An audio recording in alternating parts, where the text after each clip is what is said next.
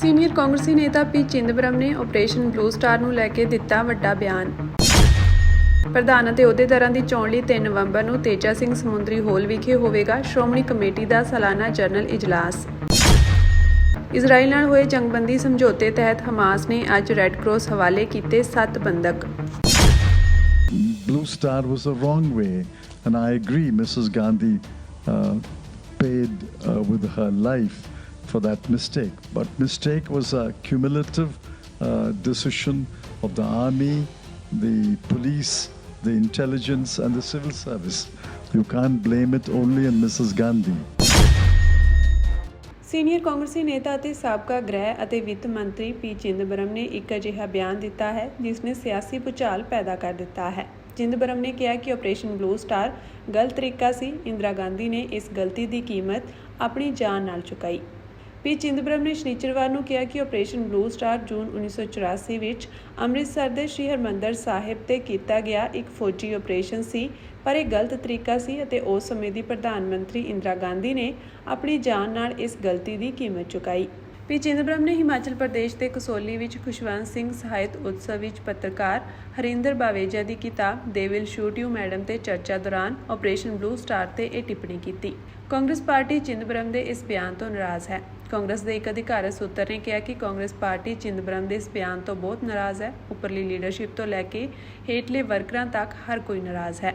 ਹਾਲਾਂਕਿ ਚਿਦੰਬਰਮ ਨੇ ਇੰਦਰਾ ਗਾਂਧੀ ਨੂੰ ਸਿਰਫ ਜ਼ਿੰਮੇਵਾਰ ਹੀ ਨਹੀਂ ਠਹਿਰਾਇਆ, ਸਗੋਂ ਉਹਨਾਂ ਇਹ ਵੀ ਕਿਹਾ ਕਿ ਆਪਰੇਸ਼ਨ ਬਲੂ ਸਟਾਰ ਸਿਰਫ ਇੰਦਰਾ ਗਾਂਧੀ ਦਾ ਫੈਸਲਾ ਨਹੀਂ ਸੀ, ਬਲਕਿ ਫੌਜ, ਪੁਲਿਸ, ਖੂਫੀਆ ਅਤੇ ਪ੍ਰਸ਼ਾਸਨਿਕ ਅਧਿਕਾਰੀ ਵੀ ਸ਼ਾਮਿਲ ਸਨ।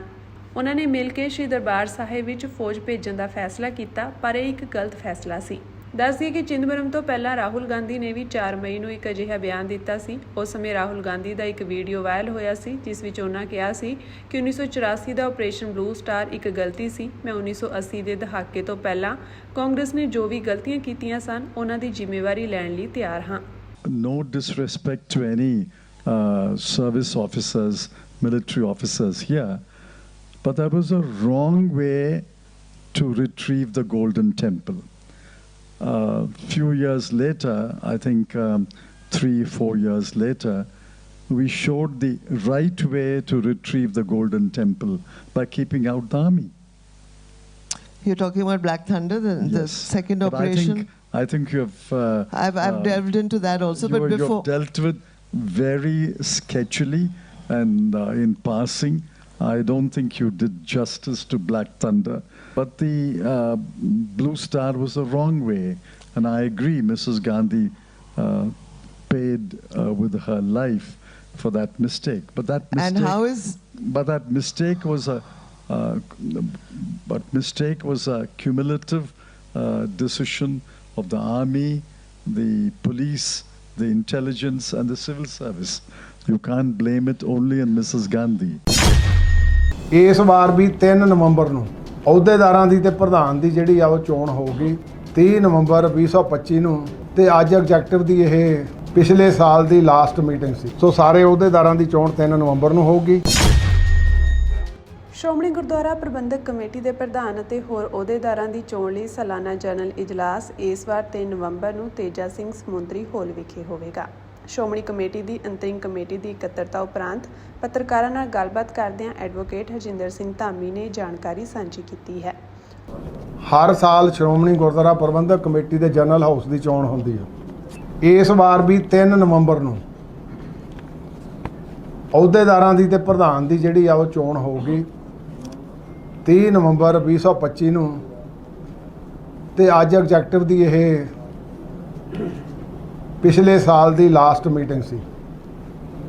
ਸੋ ਸਾਰੇ ਅਹੁਦੇਦਾਰਾਂ ਦੀ ਚੋਣ 3 ਨਵੰਬਰ ਨੂੰ ਹੋਊਗੀ। ਉਹਨਾਂ ਦੱਸਿਆ ਕਿ 350 ਸਾਲਾ ਸ਼ਤਾਬਦੀਆਂ ਨੂੰ ਸੰਬੰਧਿਤ ਗੁਰਮਤਿ ਸਮਾਗਮ 23 ਤੋਂ 29 ਨਵੰਬਰ ਦੌਰਾਨ ਗੁਰਦੁਆਰਾ ਸ਼ੀਸ਼ਗੰਜ ਸਾਹਿਬ, ਸ਼੍ਰੀ ਅਨੰਦਪੁਰ ਸਾਹਿਬ ਵਿਖੇ ਸਜਾਏ ਜਾ ਰਹੇ ਹਨ।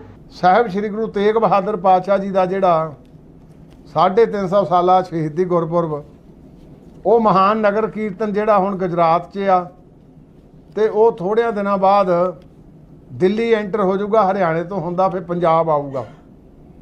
ਤੇ ਉਹ ਸਾਡੇ ਜਿਹੜੇ ਦੁਹਰਾਇਆ ਗਿਆ ਅੱਜ ਲਗਾਤਾਰ ਸਮਾਗਮ 23 ਤਰੀਕ ਤੋਂ ਲੈ ਕੇ 29 ਤਰੀਕ ਤੱਕ ਗੁਰਦੁਆਰਾ ਸੀਸਗੰਜ ਸ਼੍ਰੀ ਅਨੰਦਪੁਰ ਸਾਹਿਬ ਦੀ ਧਰਤੀ ਤੇ ਮਨਾਏ ਜਾਣਗੇ। ਜਿਹੜੇ ਦੀਵਾਨ ਦਿਨ ਦੇ ਵੀ ਹੋਣਗੇ ਤੇ ਰਾਤ ਦੇ ਵੀ ਹੋਣਗੇ।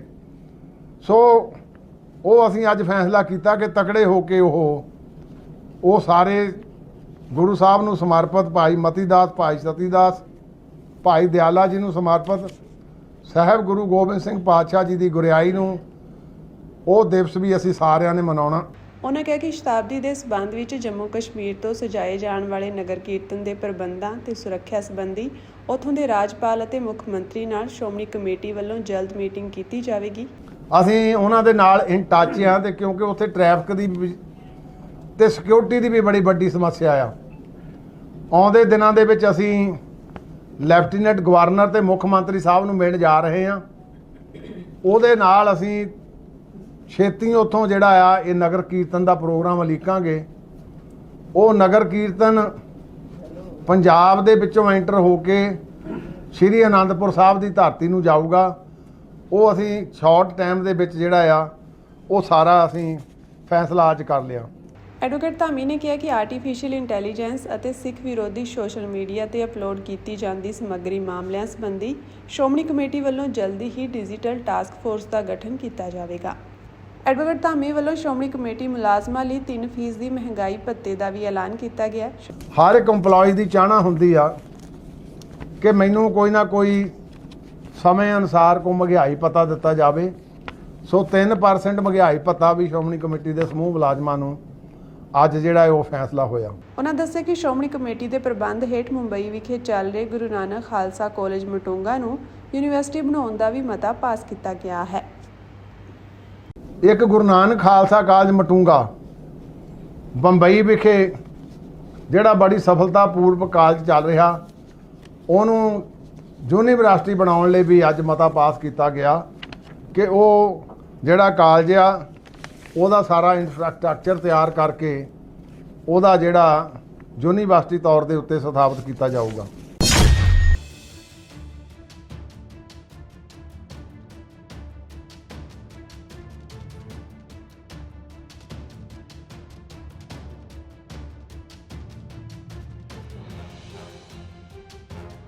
ਇਜ਼ਰਾਈਲ ਨਾਲ ਹੋਏ ਜੰਗਬੰਦੀ ਸਮਝੌਤੇ ਤਹਿਤ ਹਮਾਸ ਨੇ 7 ਬੰਦਕਾਂ ਨੂੰ ਰੈੱਡ ਕਰਾਸ ਹਵਾਲੇ ਕਰ ਦਿੱਤਾ।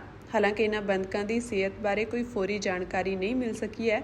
ਹਮਾਸ ਨੇ ਕਿਹਾ ਕਿ ਉਹ ਇਜ਼ਰਾਈਲ ਵੱਲੋਂ ਕੈਦ ਕੀਤੇ 1900 ਤੋਂ ਵੱਧ ਫਲਸਤੀਨੀ ਕੈਦੀਆਂ ਦੀ ਰਿਹਾਈ ਬਦਲੇ 20 ਜਿਉਂਦੇ ਬੰਦਕਾਂ ਨੂੰ ਰਿਹਾ ਕਰੇਗਾ। ਜਿਵੇਂ ਹੀ ਇਜ਼ਰਾਈਲੀ ਟੈਲੀਵਿਜ਼ਨ ਚੈਨਲਾਂ ਨੇ ਐਲਾਨ ਕੀਤਾ ਕਿ ਬੰਦਕ ਰੈੱਡ ਕਰਾਸ ਦੀ ਹਿਰਾਸਤ ਵਿੱਚ ਹਨ, ਬੰਦਕਾਂ ਦੇ ਪਰਿਵਾਰਾਂ ਅਤੇ ਦੋਸਤਾਂ ਵਿੱਚ ਖੁਸ਼ੀ ਦੀ ਲਹਿਰ ਦੌੜ ਗਈ ਅਤੇ ਲੋਕਾਂ ਨੇ ਉਤਸ਼ਾਹ ਨਾਲ ਖੁਸ਼ੀ ਮਨਾਈ। ਦੇਸ਼ ਭਰ ਵਿੱਚ ਹਜ਼ਾਰਾਂ ਇਜ਼ਰਾਈਲੀ ਬੰਦਕਾਂ ਦੀ ਅਦਲਾ ਬਦਲੀ ਦੇ ਇਸ ਅਮਲ ਨੂੰ ਜਨਤਕ ਥਾਵਾਂ ਤੇ ਲਾਈਆਂ ਸਕਰੀਨਾਂ ਰਾਹੀਂ ਦੇਖ ਰਹੇ ਹਨ। ਅਜਿਹਾ ਹੀ ਇੱਕ ਸਭ ਤੋਂ ਵੱਡਾ ਸਮਾਗਮ ਰਾਜਧਾਨੀ ਤਲ ਅਵੀਵ ਵਿੱਚ ਹੋ ਰਿਹਾ ਹੈ। ਇਸ ਤੋਂ ਪਹਿਲਾਂ ਇਜ਼ਰਾਈਲ ਨੇ ਐਤਵਾਰ ਨੂੰ ਕਿਹਾ ਕਿ ਉਸ ਨੂੰ ਉਮੀਦ ਹੈ ਕਿ ਹਮਾਸ ਨਾਲ ਹੋਏ ਜੰਗਬੰਦੀ ਸਮਝੌਤੇ ਤਹਿਤ ਗਾਜ਼ਾ ਵਿੱਚ ਬੰਦੀ ਬਣਾਏ ਗਏ ਸਾਰੇ ਜਿਉਂਦੇ ਬੰਦਕਾਂ ਨੂੰ ਸੋਮਵਾਰ ਨੂੰ ਰਿਹਾ ਕਰ ਦਿੱਤਾ ਜਾਵੇਗਾ। ਉਧਰ ਫਲਸਤੀਨੀ ਇਜ਼ਰਾਈਲ ਵਿੱਚ ਬੰਦਕ ਬਣਾਏ ਗਏ ਸੈਂਕੜੇ ਕੈਦੀਆਂ ਦੀ ਰਿਹਾਈ ਤੇ ਮਾਨਵੀ ਸਹਾਇਤਾ ਵਿੱਚ ਵਾਧੇ ਦੀ ਉਡੀਕ ਵਿੱਚ ਹੈ। ਇਜ਼ਰਾਈਲ ਦੇ ਫੌਜ ਮੁਖੀ ਲੈਫਟੀਨੈਂਟ ਇਯਾਲ ਜ਼ਮੀਰ ਨੇ ਇੱਕ ਬਿਆਨ ਵਿੱਚ ਕਿਹਾ ਕਿ ਕੁਝ ਹੀ ਘੰਟਿਆਂ ਵਿੱਚ ਅਸੀਂ ਫਿਰ ਤੋਂ ਇੱਕ ਹੋ ਜਾਵਾਂਗੇ। ਅਮਰੀਕੀ ਰਾਸ਼ਟਰਪਤੀ ਡੋਨਾਲਡ ਟਰੰਪ ਪਿਛਲੇ 2 ਸਾਲਾਂ ਤੋਂ ਜਾਰੀ ਜੰਗ ਵਿੱਚ ਪਿਛਲੇ ਹਫ਼ਤੇ ਐਲਾਨੀ ਗਈ ਜੰਗਬੰਦੀ ਦਾ ਜਸ਼ਨ ਮਨਾਉਣ ਲਈ ਅੱਜ ਇਜ਼ਰਾਈਲ ਅਤੇ ਮਿਸਰ ਦੇ ਦੌਰੇ ਤੇ ਹਨ। ਟਰੰਪ ਨੇ ਰਵਾਨਗੀ ਤੋਂ ਪਹਿਲਾਂ ਪੱਤਰਕਾਰਾਂ ਨਾਲ ਗੱਲਬਾਤ ਕਰਦਿਆਂ ਕਿਹਾ ਕਿ ਜੰਗ ਖਤਮ ਹੋ ਗਈ ਹੈ। ਉਮੀਦ ਹੈ ਕਿ ਜੰਗਬੰਦੀ ਕਾਇਮ ਰਹੇਗੀ। ਉਂਝ ਟਰੰਪ ਨੇ ਕਿਹਾ ਕਿ ਉਹਨਾਂ ਨੂੰ ਗਾਜ਼ਾ ਜਾਣ ਤੇ ਮਾਣ ਹੋਵੇਗਾ। ਇਜ਼ਰਾਈਲੀ ਸਰਕਾਰ ਦੇ ਬੁਲਾਰੇ ਸ਼ੋਸ਼ ਬੈਡਰੋਸ਼ੀਅਨ ਨੇ ਕਿਹਾ ਕਿ ਸਾਰੇ 20 ਜਿਉਂਦੇ ਬੰਦਕਾਂ ਨੂੰ ਇਕੱਠਿਆਂ ਰੈੱਡ ਕਰਾਸ ਹਵਾਲੇ ਕੀਤਾ ਜਾਵੇਗਾ। ਉਪਰੰਤ ਉਹਨਾਂ ਨੂੰ ਪਰਿਵਾਰਾਂ ਨਾਲ ਮਿਲਾਉਣ ਲਈ ਫੌਜੀ ਅੱਡੇ ਤੇ ਲਿਜਾਇਆ ਜਾਵੇਗਾ ਜਾਂ ਫਿਰ ਲੋੜ ਪੈਣ ਤੇ ਫੌਰੀ ਹਸਪਤਾਲ ਵੀ ਲਿਜਾਇਆ ਜਾਵੇਗਾ। ਬੰਦਕਾਂ ਦੀ ਰਿਹਾਈ ਤੋਂ ਬਾਅਦ ਇਜ਼ਰਾਈਲ ਕਰੀਬ 2000 ਫਲਸਤੀਨੀ ਬੰਦੀਆਂ ਨੂੰ ਰਿਹਾ ਕਰੇਗਾ ਤੇ ਉਹਨਾਂ 28 ਬੰਦਕਾਂ ਨੂੰ ਆਪਣੇ ਨਾਲ ਲੈ ਕੇ ਜਾਵੇਗਾ, ਜਿਨ੍ਹਾਂ ਬਾਰੇ ਮੰਨਿਆ ਜਾ ਰਿਹਾ ਹੈ ਕਿ ਉਹਨਾਂ ਦੀ ਮੌਤ ਹੋ ਚੁੱਕੀ ਹੈ। ਇਜ਼ਰਾਈਲ ਦੇ ਬੰਦਕਾਂ ਤੇ ਲਾਪਤਾ ਲੋਕਾਂ ਲਈ ਕੋਆਰਡੀਨੇਟਰ ਨੇ ਕਿਹਾ ਕਿ ਇੱਕ ਕੌਮਾਂਤਰੀ ਟਾਸਕ ਫੋਰਸ ਉਹਨਾਂ ਮ੍ਰਿਤਕ ਬੰਦਕਾਂ ਨੂੰ ਲੱਭਣ ਲਈ ਕੰਮ ਕਰਨਾ ਸ਼ੁਰੂ ਕਰੇਗੀ ਜੋ 72 ਘੰਟਿਆਂ ਦੇ ਅੰਦਰ ਵਾਪਸ ਨਹੀਂ ਆਉਂਦੇ। ਅਧਿਕਾਰੀਆਂ ਨੇ ਕਿਹਾ ਕਿ ਉਹਨਾਂ ਦੀਆਂ ਲਾਸ਼ਾਂ ਸੰਭਵ ਤੌਰ ਤੇ ਮਲਬੇ ਹੇਠ ਹੋ ਸਕਦੀਆਂ ਹਨ, ਜਿਨ੍ਹਾਂ ਦੀ ਭਾਲ ਵਿੱਚ ਸਮਾਂ ਲੱਗ ਸਕਦਾ ਹੈ। ਇਸ ਦੌਰਾਨ ਇਜ਼ਰਾਈਲੀ ਪ੍ਰਧਾਨ ਮੰਤਰੀ ਬੈਂਜਾਮਿਨ ਨੇਤਨਯਾਹੂ ਨੇ ਇੱਕ ਬਿਆਨ ਵਿੱਚ ਕਿਹਾ ਸੀ ਕਿ ਸੋਮਵਾਰ ਦਾ ਦਿਨ ਚੰਗਾ ਹੋਵੇਗਾ ਜੋ ਜ਼ਖਮਾਂ ਤੇ ਮੱਲਮ ਦਾ ਕੰਮ ਕਰੇਗਾ। ਕਾਬਿਲੇ ਗੌਰ ਹੈ ਕਿ ਕਈ ਇਜ਼ਰਾਈਲੀਆਂ ਨੇ ਨੇਤਨਯਾਹੂ ਤੇ ਸਿਆਸੀ ਮੰਤਵਾਂ ਲਈ ਜੰਗ ਨੂੰ ਲੰਮਾ ਖਿੱਚਣ ਦਾ ਦੋਸ਼ ਲਗਾਇਆ ਹੈ। ਹਾਲਾਂਕਿ ਨੇਤਨਯਾਹੂ ਇਸ ਤੋਂ ਇਨਕਾਰ ਕਰਦੇ ਰਹੇ ਹਨ। ਇਜ਼ਰਾਈਲ ਵਿੱਚ ਬੰਦ ਫਲਸਤੀਨੀ ਕੈਦੀਆਂ ਦੀ ਰਿਹਾਈ ਲਈ ਸਮੇਂ ਦਾ ਐਲਾਨ ਨਹੀਂ ਕੀਤਾ ਗਿਆ। ਇਨ੍ਹਾਂ ਵਿੱਚ 250 ਲੋਕ ਸ਼ਾਮਿਲ ਹਨ ਜੋ ਉਮਰ ਕੈਦ ਦੀ ਸਜ਼ਾ ਕੱਟ ਰਹੇ ਹਨ। ਇਸ ਤੋਂ ਇਲਾਵਾ 1700 ਲੋਕ ਜੰਗ ਦੌਰਾਨ ਗਾਜ਼ਾ ਤੋਂ ਫੜੇ ਗਏ ਸਨ ਅਤੇ ਬਿਨਾਂ ਕਿਸੇ ਦੋਸ਼ ਦੇ ਰੱਖੇ ਗਏ ਹਨ।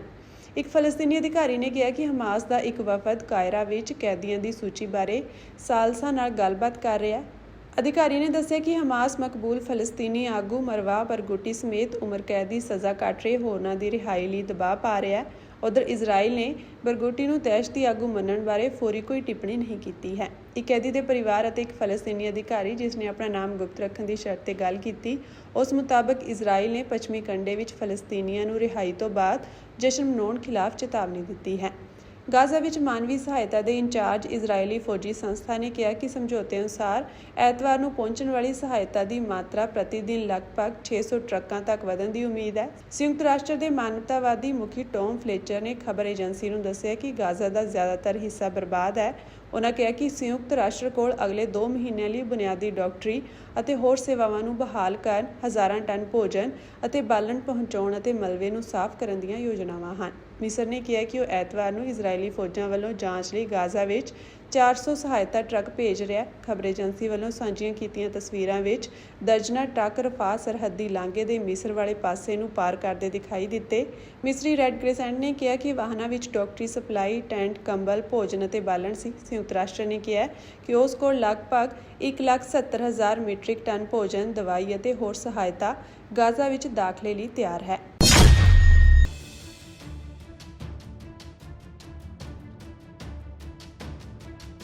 Lawyers for human rights international ਦੀ ਜਾਂਚ ਤੋਂ ਪਤਾ ਲੱਗਿਆ ਕਿ ਰਾਜਵੀਰ ਸਿੰਘ ਜਵੰਦਾ ਦਾ ਹਾਦਸਾ ਪਿੰਜੌਰ ਦੇ ਬਾਹਰਵਾਰ ਹੋਇਆ ਸੀ, ਹਿਮਾਚਲ ਪ੍ਰਦੇਸ਼ ਵਿੱਚ ਨਹੀਂ।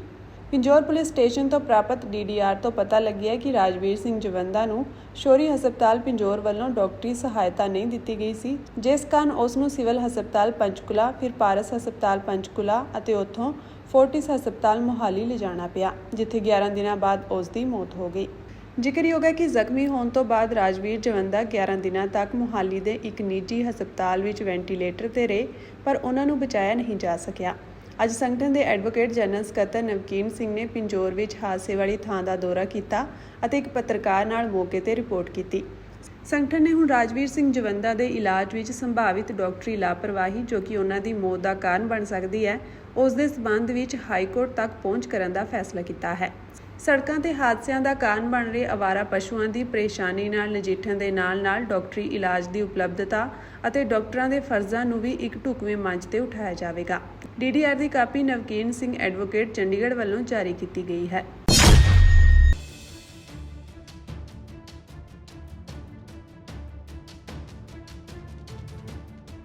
ਜੰਮੂ ਕਸ਼ਮੀਰ ਦੇ ਸਾਂਬਾ ਜ਼ਿਲ੍ਹੇ ਦੇ ਕੋਲਪੁਰ ਪਿੰਡ ਦੇ ਗੁਰਦੁਆਰਾ ਸ੍ਰੀ ਗੁਰੂ ਸਿੰਘ ਸਭਾ ਵਿਖੇ ਬੀਤੇ ਦਿਨੀ ਸ੍ਰੀ ਗੁਰੂ ਗ੍ਰੰਥ ਸਾਹਿਬ ਜੀ ਦੇ 5 ਸਰੂਪ ਅਗਨ ਭੇਟ ਕਰਕੇ ਕੀਤੀ ਗਈ ਬੇਅਦਬੀ ਦੇ ਮਾਮਲੇ ਵਿੱਚ ਸ੍ਰੀ ਅਕਾਲ ਤਖਤ ਸਾਹਿਬ ਦੇ ਕਾਰਜਕਾਰੀ ਜਥੇਦਾਰ ਸਿੰਘ ਸਾਹਿਬ ਗਿਆਨੀ ਕੁਲਦੀਪ ਸਿੰਘ ਅੜਗੱਜ ਨੇ ਇੱਕ 3 ਮੈਂਬਰੀ ਕਮੇਟੀ ਦਾ ਗਠਨ ਕੀਤਾ ਹੈ। ਇਸ ਕਮੇਟੀ ਵਿੱਚ ਸ਼੍ਰੋਮਣੀ ਗੁਰਦੁਆਰਾ ਪ੍ਰਬੰਧਕ ਕਮੇਟੀ ਦੇ ਅੰਤਰਿਮ ਕਮੇਟੀ ਮੈਂਬਰ ਸਰਦਾਰ ਸੁਰਜੀਤ ਸਿੰਘ ਤੁਗਲਵਾਲਾ, ਧਰਮ ਪ੍ਰਚਾਰ ਕਮੇਟੀ ਦੇ ਮੈਂਬਰ ਭਾਈ ਸੁਖਵਰਸ਼ ਸਿੰਘ ਪੰਨੂ ਅਤੇ ਜੰਮੂ ਕਸ਼ਮੀਰ ਸਿੱਖ ਮਿਸ਼ਨ ਦੇ ਇੰਚਾਰਜ ਭਾਈ ਹਰਪਿੰਦਰ ਸਿੰਘ ਸ਼ਾਮਿਲ ਹਨ। ਇਸ ਸੰਬੰਧੀ ਜਾਣਕਾਰੀ ਦਿੰਦਿਆਂ ਜਥੇਦਾਰ ਗਿਆਨੀ ਕੁਲਦੀਪ ਸਿੰਘ ਅੜਗੱਜ ਨੇ ਕਿਹਾ ਕਿ ਇਹ 3 ਮੈਂਬਰੀ ਕਮੇਟੀ ਦੀ ਜ਼ਿੰਮੇਵਾਰੀ ਕੋਲਪੁਰ ਪਿੰਡ ਦੇ ਗੁਰਦੁਆਰਾ ਸ੍ਰੀ ਗੁਰੂ ਸਿੰਘ ਸਭਾ ਵਿਖੇ ਸਮੁੱਚੇ ਪ੍ਰਬੰਧ ਪੁਖਤਾ ਤੇ ਸੁਚੱਜੇ ਕਰਵਾਉਣੇ, ਉੱਥੇ ਪ੍ਰਬੰਧ ਚਲਾਉਣ ਲਈ ਪਿੰਡ ਵਾਸੀ ਅੰਮ੍ਰਿਤਧਾਰੀ ਸਿੱਖਾਂ ਦੀ ਨਵੀਂ ਪ੍ਰਬੰਧਕ ਕਮੇਟੀ ਸਥਾਪਿਤ ਕਰਨੀ ਅਤੇ ਉਪਰੰਤ ਸਥਾਨਕ ਸੰਗਤ ਦੀਆਂ ਭਾਵਨਾਵਾਂ ਅਨੁਸਾਰ ਗੁਰਦੁਆਰਾ ਸਾਹਿਬ ਵਿਖੇ ਸ੍ਰੀ ਗੁਰੂ ਗ੍ਰੰਥ ਸਾਹਿਬ ਜੀ ਦੇ ਪ੍ਰਕਾਸ਼ ਮੁੜ ਕਰਵਾਉਣ ਦੀ ਹੋਵੇਗੀ। ਉਨ੍ਹਾਂ ਕਿਹਾ ਕਿ ਇਹ ਕਮੇਟੀ ਸਮੁੱਚੀ ਕਾਰਵਾਈ ਜਲਦ ਤੋਂ ਜਲਦ ਮੁਕੰਮਲ ਕਰਕੇ ਇਸ ਦੀ ਰਿਪੋਰਟ ਸਕੱਤਰੇਤ ਸ੍ਰੀ ਅਕਾਲ ਤਖਤ ਸਾਹਿਬ ਵਿਖੇ ਭੇਜੇਗੀ। ਜਥੇਦਾਰ ਗੜਗੱਜ ਨੇ ਮੀਡੀਆ ਕਰਮੀਆਂ ਦੇ ਨਾਲ-ਨਾਲ ਵੱਖ-ਵੱਖ ਸਿੱਖ ਸਮੂਹਾਂ ਤੇ ਸ਼ਖਸੀਅਤਾਂ ਨੂੰ ਵਿਸ਼ੇਸ਼ ਅਪੀਲ ਕੀਤੀ ਕਿ ਕੋਲਪੁਰ ਪਿੰਡ ਦੀ ਸਿੱਖ ਸੰਗਤ ਤੇ ਨਗਰ ਨਿਵਾਸੀ ਵੀ ਇਸ ਬੇਅਦਬੀ ਘਟਨਾ ਤੋਂ ਬੇਹੱਦ ਦੁਖੀ ਹਨ ਅਤੇ ਉਹਨਾਂ ਦੀਆਂ ਭਾਵਨਾਵਾਂ ਗੁਰੂ ਸਾਹਿਬ ਜੀ ਦੇ ਨਾਲ ਹੀ ਹਨ। ਇਸ ਲਈ ਉਹਨਾਂ ਦੀਆਂ ਭਾਵਨਾਵਾਂ ਦਾ ਵਿਸ਼ੇਸ਼ ਖਿਆਲ ਰੱਖਿਆ ਜਾਵੇ ਅਤੇ ਕਿਸੇ ਕਿਸਮ ਦੀ ਤੰਗ ਪਰੇਸ਼ਾਨੀ ਨਾ ਕੀਤੀ ਜਾਵੇ। ਉਨ੍ਹਾਂ ਕਿਹਾ ਕਿ ਇਸ ਘਟਨਾ ਦੀ ਸਮੁੱਚੀ ਕਾਰਵਾਈ ਸ੍ਰੀ ਅਕਾਲ ਤਖਤ ਸਾਹਿਬ ਵੱਲੋਂ ਸ਼੍ਰੋਮਣੀ ਕਮੇਟੀ ਦੇ ਸਿੱਖ ਮਿਸ਼ਨ ਜੰਮੂ ਰਾਹੀਂ ਖੁਦ ਕੀਤੀ ਜਾ ਰਹੀ ਹੈ। ਯਾਤਰਾ ਦਾ ਪ੍ਰੋਗਰਾਮ ਬਣਾਇਆ ਹੈ, ਜਿਹੜੀ ਉਹਨਾਂ ਦੇ ਸ਼ਹੀਦੀ ਸਥਾਨ ਤੋਂ ਜਨਮ ਸਥਾਨ ਗੁਰੂ ਕੇ ਮਹਿਲ ਤੱਕ ਆਏਗੀ ਸਾਈਕਲਾਂ ਤੇ। ਇਹ ਯਾਤਰਾ ਜਿਹੜੀ ਹੈ ਇਹ 5 ਦਿਨ ਦੀ ਹੋਏਗੀ। ਇਹ ਚੱਲੇਗੀ ਦਿੱਲੀ ਤੋਂ 15 ਨਵੰਬਰ ਨੂੰ। ਪਹਿਲਾ ਪੜਾਅ ਪਾਣੀਪਤ, ਦੂਸਰਾ ਪੜਾਅ ਅੰਬਾਲਾ, ਤੀਸਰਾ ਪੜਾਅ ਲੁਧਿਆਣਾ, ਫਿਰ ਜਲੰਧਰ, ਫਿਰ ਅੰਮ੍ਰਿਤਸਰ ਔਰ ਫਾਈਨਲ ਅੰਮ੍ਰਿਤਸਰ ਜਿਸ ਦਿਨ 20 ਤਰੀਕ ਨੂੰ ਅਸੀਂ ਜਿਹੜਾ ਗੋਲਡਨ ਗੇਟ ਹੈ ਉੱਥੋਂ ਦੀ ਇੱਕ ਮਾਰਚ, ਇੱਕ ਨਗਰ ਕੀਰਤਨ ਦੇ ਰੂਪ ਦੇ ਵਿੱਚ ਇਹ ਅੱਗੇ ਜਾਏਗਾ। ਔਰ ਇਸ ਦਾ ਪਰਪਸ ਇਹ ਹੈ ਕਿ ਇੱਕ ਸੁਨੇਹਾ ਦਿੰਦੇ ਆਈਏ ਰਾਹ ਦੇ ਵਿੱਚ, ਯੂਥ ਨੂੰ ਵੀ ਸੁਨੇਹਾ ਦਿੰਦੇ ਆਈਏ ਕਿ ਸਾਡਾ ਇਤਿਹਾਸ ਕੀ ਹੈ ਔਰ ਕਿਸ ਤਰੀਕੇ ਨਾਲ ਅੱਜ ਜੇ ਗੁਰੂ ਤੇਗ ਬਹਾਦਰ ਪਾਤਸ਼ਾਹ ਦੀ ਔਰ ਉਹਨਾਂ ਦੇ ਨਾਲ ਸਾਥੀਆਂ ਦੀ ਸ਼ਹਾਦਤ ਨਾ ਹੁੰਦੀ, ਅੱਜ ਹਿੰਦੁਸਤਾਨ ਦਾ ਨਕਸ਼ਾ ਇਹ ਨਾ ਹੁੰਦਾ। ਦਿੱਲੀ ਸਿੱਖ ਗੁਰਦੁਆਰਾ ਪ੍ਰਬੰਧਕ ਕਮੇਟੀ ਦੇ ਸਾਬਕਾ ਪ੍ਰਧਾਨ ਮਨਜੀਤ ਸਿੰਘ ਜੀਕੇ ਅੱਜ ਸ਼੍ਰੋਮਣੀ ਗੁਰਦੁਆਰਾ ਪ੍ਰਬੰਧਕ ਕਮੇਟੀ ਦੇ ਮੁੱਖ ਦਫ਼ਤਰ ਤੇਜਾ ਸਿੰਘ ਸਮੁੰਦਰੀ ਹਾਲ ਅੰਮ੍ਰਿਤਸਰ ਵਿਖੇ ਪਹੁੰਚੇ। ਉੱਥੇ ਉਹਨਾਂ ਨੇ ਸ਼੍ਰੋਮਣੀ ਗੁਰਦੁਆਰਾ ਪ੍ਰਬੰਧਕ ਕਮੇਟੀ ਦੇ ਮੌਜੂਦਾ ਪ੍ਰਧਾਨ ਐਡਵੋਕੇਟ ਹਰਜਿੰਦਰ ਸਿੰਘ ਧਾਮੀ ਨਾਲ ਮੁਲਾਕਾਤ ਕਰਕੇ 350ਵੀਂ ਸ਼ਹੀਦੀ ਸ਼ਤਾਬਦੀ ਮੌਕੇ ਇੱਕ ਵਿਸ਼ੇਸ਼ ਸਾਈਕਲ ਯਾਤਰਾ ਲਈ ਸਹਿਯੋਗ ਦੀ ਮੰਗ ਕੀਤੀ। ਮਨਜੀਤ ਸਿੰਘ ਜੀਕੇ ਨੇ ਕਿਹਾ ਕਿ ਇਹ ਯਾਤਰਾ ਭਾਈ ਮਤੀ ਦਾਸ, ਭਾਈ ਸਤੀ ਦਾਸ, ਭਾਈ ਦਿਆਲਾ ਜੀ ਅਤੇ ਸ੍ਰੀ ਗੁਰੂ ਤੇਗ ਬਹਾਦਰ ਸਾਹਿਬ ਜੀ ਦੀ ਸ਼ਹੀਦੀ ਨੂੰ ਸਮਰਪਿਤ ਹੋਵੇਗੀ। ਉਹਨਾਂ ਦੱਸਿਆ ਕਿ ਦਿੱਲੀ ਤੋਂ ਗੁਰੂ ਕੇ ਮਹਿਲ ਅੰਮ੍ਰਿਤਸਰ ਤੱਕ 5 ਦਿਨਾਂ ਦੀ ਇਹ ਯਾਤਰਾ 15 ਨਵੰਬਰ ਤੋਂ ਸ਼ੁਰੂ ਹੋਵੇਗੀ, ਜਿਸ ਵਿੱਚ ਹਰ ਰੋਜ਼ ਇੱਕ ਨਵਾਂ ਪੜਾਅ ਹੋਵੇਗਾ। ਪਹਿਲਾ ਪਾਣੀਪਤ, ਦੂਜਾ ਅੰਬਾਲਾ, ਤੀਜਾ ਲੁਧਿਆਣਾ, ਚੌਥਾ ਜਲੰਧਰ ਅਤੇ ਪੰਜਵਾਂ ਅੰਮ੍ਰਿਤਸਰ। 20 ਨਵੰਬਰ ਨੂੰ ਗੋਲਡਨ ਗੇਟ ਤੋਂ ਨਗਰ ਕੀਰਤਨ ਰੂਪ ਵਿੱਚ ਇੱਕ ਵਿਸ਼ਾਲ ਮਾਰਚ ਕਰਵਾਇਆ ਜਾਵੇਗਾ। ਉਹਨਾਂ ਕਿਹਾ ਕਿ ਇਸ ਯਾਤਰਾ ਦਾ ਉਦੇਸ਼ ਨੌਜਵਾਨ ਪੀੜ੍ਹੀ ਤੱਕ ਸ੍ਰੀ ਗੁਰੂ ਤੇਗ ਬਹਾਦਰ ਸਾਹਿਬ ਜੀ ਦੇ ਬੇਮਿਸਾਲ ਬਲੀਦਾਨ ਦੀ ਗਾਥਾ ਨੂੰ ਪਹੁੰਚਾਉਣਾ ਹੈ। ਮਨਜੀਤ ਸਿੰਘ ਜੀਕੇ ਨੇ ਕਿਹਾ ਕਿ ਅਸੀਂ ਜਿੱਥੇ ਭਾਈ ਮਤੀ ਦਾਸ, ਭਾਈ ਸਤੀ ਦਾਸ, ਭਾਈ ਦਿਆਲਾ ਜੀ ਦੀ ਸ਼ਹੀਦੀ ਨੂੰ ਯਾਦ ਕਰਾਂਗੇ, ਉੱਥੇ ਹੀ ਮਾਤਾ ਨਾਨਕੀ ਜੀ, ਮਾਤਾ ਗੁਜਰੀ ਜੀ, ਭਾਈ ਜੈਤਾ ਜੀ, ਮੱਖਣ ਸ਼ਾਹ ਲੁਬਾਣਾ ਅਤੇ ਲੱਖੀ ਸ਼ਾਹ ਵਣਜਾਰਾ ਨੂੰ ਵੀ ਇਹ ਯਾਤਰਾ ਸਮਰਪਿਤ ਕਰਾਂਗੇ। ਉਹਨਾਂ ਕਿਹਾ ਕਿ ਇਹ ਕੋਈ ਸਿਆਸੀ ਯਾਤਰਾ ਨਹੀਂ ਹੋਵੇਗੀ ਅਤੇ ਕਿਸੇ ਵੀ ਧਰਮ ਜਾਂ ਸੰਸਥਾ ਨਾਲ ਸੰਬੰਧਿਤ ਲੋਕ ਇਸ ਵਿੱਚ ਸ਼ਾਮਿਲ ਹੋ ਸਕਦੇ ਹਨ। ਕਈ ਰਾਜਨੀਤਿਕ ਪਾਰਟੀਆਂ ਦੇ ਆਗੂਆਂ ਨੇ ਵੀ ਆਪਣੀ ਸ਼ਮੂਲੀਅਤ ਦੀ ਇੱਛਾ ਜਤਾਈ ਹੈ। ਮਨਜੀਤ ਸਿੰਘ ਜੀਕੇ ਨੇ ਕਿਹਾ ਕਿ ਐਸਜੀਪੀਸੀ ਦੇ ਪ੍ਰਧਾਨ ਨੇ ਉਹਨਾਂ ਨੂੰ ਆਸ਼ਵਾਸਨ ਦਿੱਤਾ ਹੈ ਕਿ ਐਸਜੀਪੀਸੀ ਪੂਰਾ ਸਹਿਯੋਗ ਦੇਵੇਗੀ, ਚਾਹੇ ਉਹ ਪੰਜਾਬ ਹੋਵੇ ਜਾਂ ਹਰਿਆਣਾ। ਇਸ ਦੌਰਾਨ ਉਹਨਾਂ ਸਰਕਾਰਾਂ ਨੂੰ ਵੀ ਨਿਸ਼ਾਨਾ ਬਣਾਇਆ ਕਿ ਉਹ ਹਿਊਮਨ ਰਾਈਟਸ ਦੇ ਮਾਮਲਿਆਂ ਵਿੱਚ ਦੋਹਰਾ ਮਾਪਦੰਡ ਅਪਣਾ ਰਹੀਆਂ ਹਨ। ਉਹਨਾਂ ਕਿਹਾ ਕਿ ਸਰਕਾਰ ਨੇ ਸ੍ਰੀ ਗੁਰੂ ਨਾਨਕ ਦੇਵ ਜੀ ਦੇ 550ਵੇਂ ਪ੍ਰਕਾਸ਼ ਪੁਰਬ ਮੌਕੇ ਕਈ ਵਾਅਦੇ ਕੀਤੇ ਸਨ, ਜਿਨ੍ਹਾਂ ਤੋਂ ਹੁਣ ਬੈਕ ਟਰੈਕ ਕੀਤਾ ਜਾ ਰਿਹਾ। ਉਹਨਾਂ ਨੇ ਭਾਈ ਰਾਜੋਆਣਾ ਤੇ ਹੋਰ ਬੰਦੀ ਸਿੰਘਾਂ ਦੇ ਮਾਮਲੇ ਤੇ ਵੀ ਅਣਸੁਣੀ ਕਰਨ ਉੱਤੇ ਅਫਸੋਸ ਜਤਾਇਆ। ਉਹਨਾਂ ਕਿਹਾ ਕਿ 16 ਨਵੰਬਰ ਨੂੰ ਦਿੱਲੀ ਵਿੱਚ ਇੱਕ ਪ੍ਰੈਸ ਕਾਨਫਰੰਸ ਕਰਕੇ ਇਹ ਯਾਤਰਾ ਐਲਾਨੀ ਜਾਵੇਗੀ। 350 ਸਾਲਾ ਗੁਰੂ ਤੇਗ ਬਹਾਦਰ ਪਾਤਸ਼ਾਹ ਦੀ ਸ਼ਹੀਦੀ ਸ਼ਤਾਬਦੀ ਆ ਰਹੀ ਹੈ, ਭਾਈ ਮਤੀ ਦਾਸ, ਭਾਈ ਸਤੀ ਦਾਸ, ਭਾਈ ਦਿਆਲਾ ਜੀ ਦੀ। ਉਸ ਤੇ ਬੜੇ ਪ੍ਰੋਗਰਾਮ ਜਿਹੜੇ ਨੇ ਦੁਨੀਆ ਭਰ ਦੇ ਵਿੱਚ ਕਮੇਟੀਆਂ, ਸਿੰਘ ਸਭਾਵਾਂ, ਸੇਵਕ ਜਥੇ ਇਹ ਸਾਰੇ ਕਰ ਰਹੇ ਨੇ। ਅਸੀਂ ਦਿੱਲੀ ਤੋਂ ਇੱਕ ਯਾਤਰਾ ਦਾ ਪ੍ਰੋਗਰਾਮ ਬਣਾਇਆ, ਜਿਹੜੀ ਉਹਨਾਂ ਦੇ ਸ਼ਹੀਦੀ ਸਥਾਨ ਤੋਂ ਜਨਮ ਸਥਾਨ ਗੁਰੂ ਕੇ ਮਹਿਲ ਤੱਕ ਆਏਗੀ ਸਾਈਕਲਾਂ ਤੇ। ਇਹ ਯਾਤਰਾ ਜਿਹੜੀ ਹੈ ਇਹ 5 ਦਿਨ ਦੀ ਹੋਏਗੀ। ਇਹ ਚੱਲੇਗੀ ਦਿੱਲੀ ਤੋਂ 15 ਨਵੰਬਰ ਨੂੰ।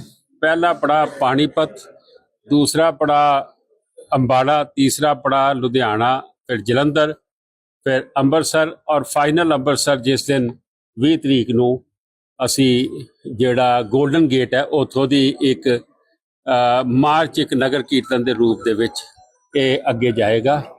ਔਰ ਮੈਂ ਸਮਝਦਾ ਕਿ ਅਸੀਂ ਇਹ ਜਿੱਥੇ ਭਾਈ ਮਤੀ ਦਾਸ, ਭਾਈ ਸਤੀ ਦਾਸ, ਭਾਈ ਦਿਆਲਾ ਜੀ ਜਿਹੜੇ ਨਾਲ ਸ਼ਹਾਦਤਾਂ ਦਿੱਤੀਆਂ ਸੀ, ਅਸੀਂ ਦੋਵੇਂ ਮਾਤਾਵਾਂ ਨੂੰ, ਮਾਤਾ ਨਾਨਕੀ ਜੀ ਗੁਰੂ ਤੇਗ ਬਹਾਦਰ ਪਾਤਸ਼ਾਹ ਦੇ ਮਾਤਾ ਜੀ ਔਰ ਮਾਤਾ ਗੁਜਰੀ ਜੀ, ਔਰ ਉਹਨਾਂ ਦੇ ਨਾਲ ਭਾਈ ਜੈਤਾ ਜੀ ਨੂੰ, ਮੱਖਣ ਸ਼ਾਹ ਲੁਬਾਣਾ ਨੂੰ ਔਰ ਲੱਖੀ ਸ਼ਾਹ ਵਣਜਾਰਾ ਨੂੰ, ਅਸੀਂ ਇਹਨਾਂ ਨੂੰ ਵੀ ਇਹ ਸਮਰਪਿਤ ਕਰ ਰਹੇ ਹਾਂ। ਔਰ ਇਸ ਦਾ ਪਰਪਸ ਇਹ ਹੈ ਕਿ ਇੱਕ ਸੁਨੇਹਾ ਦਿੰਦੇ ਆਈਏ ਰਾਹ ਦੇ ਵਿੱਚ, ਯੂਥ ਨੂੰ ਵੀ ਸੁਨੇਹਾ ਦਿੰਦੇ ਆਈਏ ਕਿ ਸਾਡਾ ਇਤਿਹਾਸ ਕੀ ਹੈ ਔਰ ਕਿਸ ਤਰੀਕੇ ਨਾਲ ਅੱਜ ਜੇ ਗੁਰੂ ਤੇਗ ਬਹਾਦਰ ਪਾਤਸ਼ਾਹ ਦੀ ਔਰ ਉਹਨਾਂ ਦੇ ਨਾਲ ਸਾਥੀਆਂ ਦੀ ਸ਼ਹਾਦਤ ਨਾ ਹੁੰਦੀ, ਅੱਜ ਹਿੰਦੁਸਤਾਨ ਦਾ ਨਕਸ਼ਾ ਇਹ ਨਾ ਹੁੰਦਾ। ਅੱਜ ਮੰਦਰਾਂ ਦੇ ਵਿੱਚ ਟੱਲ ਵੱਜਦੇ ਹੈ, ਦੀਵੇ ਜਗਦੇ ਹੈ, ਅੱਜ ਸਾਡੀ ਹਿੰਦੂ ਭੈਣਾਂ ਸੰਧੂਲ ਲਾਉਂਦੀਆਂ ਨੇ। ਤੇ ਉਹਦਾ ਕਾਰਨ ਕੀ? ਉਹਦਾ ਕਾਰਨ ਇਹ ਹੈ ਕਿ ਜੇ ਹਿੰਦ ਨੂੰ ਕਿਸੇ ਨੇ ਬਚਾਇਆ ਸੀਗਾ ਤੇ ਉਹ ਗੁਰੂ ਤੇਗ ਬਹਾਦਰ ਪਾਤਸ਼ਾਹ ਨੇ ਆਪਣੀ ਸ਼ਹਾਦਤ ਦੇ ਕੇ ਬਚਾਇਆ ਸੀਗਾ। ਸਰਬੰਸ ਵਾਰਿਆ ਸੀ ਗੁਰੂ ਗੋਬਿੰਦ ਸਿੰਘ ਜੀ ਨੇ।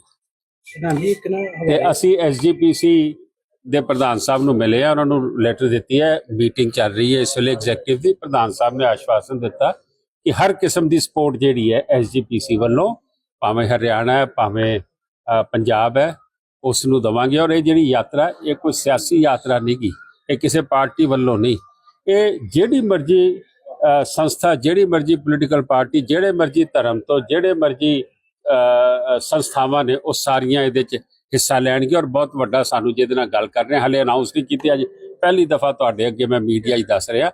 16 ਤਰੀਕ ਨੂੰ ਦਿੱਲੀ ਪ੍ਰੈਸ ਕਾਨਫਰੰਸ ਹੈ, ਮੈਂ ਡਿਟੇਲ ਉੱਥੇ ਦਿਆਂਗਾ।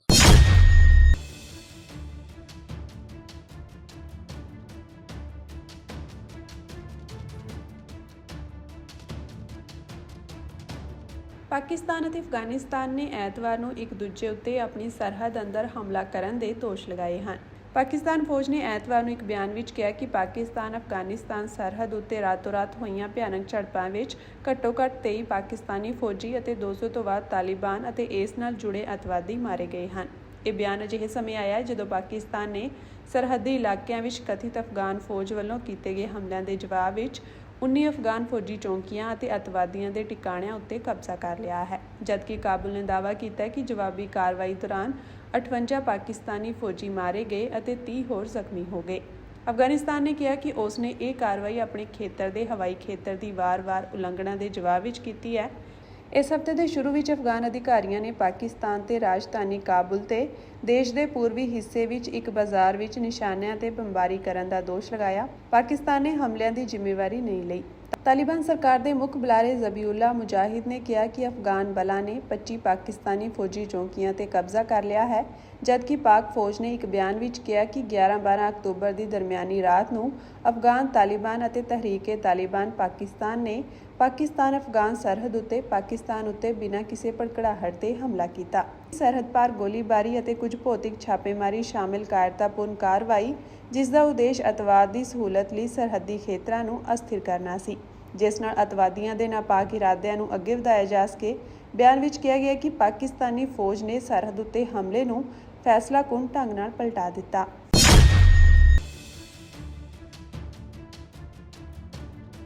ਨਿਊਯਾਰਕ ਸਿਟੀ ਦੇ ਕੁਈਨਸ ਵਿੱਚ 114ਵੀਂ ਸਟਰੀਟ ਅਤੇ 101 ਐਵਨਿਊ ਦੇ ਚੁਰਾਹੇ ਨੂੰ ਅਧਿਕਾਰਤ ਤੌਰ ਤੇ ਗੁਰੂ ਤੇਗ ਬਹਾਦਰ ਸਾਹਿਬ ਜੀ ਵੇ ਦਾ ਨਾਮ ਦਿੱਤਾ ਗਿਆ ਹੈ। ਦੁਨੀਆ ਭਰ ਵਿੱਚ ਵਸਦੇ ਸਿੱਖ ਭਾਈਚਾਰੇ ਲਈ ਵੱਡੀ ਖੁਸ਼ੀ ਅਤੇ ਮਾਣ ਵਾਲੀ ਗੱਲ ਹੈ, ਕਿਉਂਕਿ ਇਹ ਨਿਊਯਾਰਕ ਸਿਟੀ ਨੂੰ ਭਾਰਤ ਤੋਂ ਬਾਹਰ 9ਵੇਂ ਸਿੱਖ ਗੁਰੂ ਦਾ ਇਸ ਤਰੀਕੇ ਨਾਲ ਸਨਮਾਨ ਕਰਨ ਵਾਲਾ ਪਹਿਲਾ ਸਥਾਨ ਬਣਾਉਂਦਾ ਹੈ। ਸਿੱਖ ਭਾਈਚਾਰੇ ਦੇ ਮੈਂਬਰਾਂ ਦੀ ਅਗਵਾਈ ਹੇਠ ਇਹ ਪਹਿਲ ਕਦਮੀ ਗੁਰੂ ਤੇਗ ਬਹਾਦਰ ਸਾਹਿਬ ਜੀ ਦੀ 27ਵੀਂ ਧਾਰਮਿਕ ਆਜ਼ਾਦੀ ਅਤੇ ਨਿਆਂ ਲਈ ਖੜੇ ਹੋਣ ਦੀ ਵਿਰਾਸਤ ਦੇ ਸਨਮਾਨ ਦਾ ਪ੍ਰਗਟਾਵਾ ਹੈ। ਸ਼੍ਰੀ ਗੁਰੂ ਤੇਗ ਬਹਾਦਰ ਸਾਹਿਬ ਜੀ, ਜਿਨ੍ਹਾਂ ਨੂੰ ਧਰਮ ਦੇ ਰੱਖਿਅਕ ਵਜੋਂ ਜਾਣਿਆ ਜਾਂਦਾ ਹੈ, ਉਹਨਾਂ ਨੇ ਸ਼ਕਤੀ ਜਾਂ ਨਿੱਜੀ ਲਾਭ ਲਈ ਨਹੀਂ, ਸਗੋਂ ਇਸ ਲਈ ਸਰਵਉੱਚ ਕੁਰਬਾਨੀ ਦਿੱਤੀ ਤਾਂ ਜੋ ਲੋਕ ਧਾਰਮਿਕ ਆਜ਼ਾਦੀ ਮਾਣ ਸਕਣ। ਉਹਨਾਂ ਦੀ ਕੁਰਬਾਨੀ ਪੂਰੀ ਦੁਨੀਆ ਨੂੰ ਪ੍ਰੇਰਿਤ ਕਰਦੀ ਹੈ।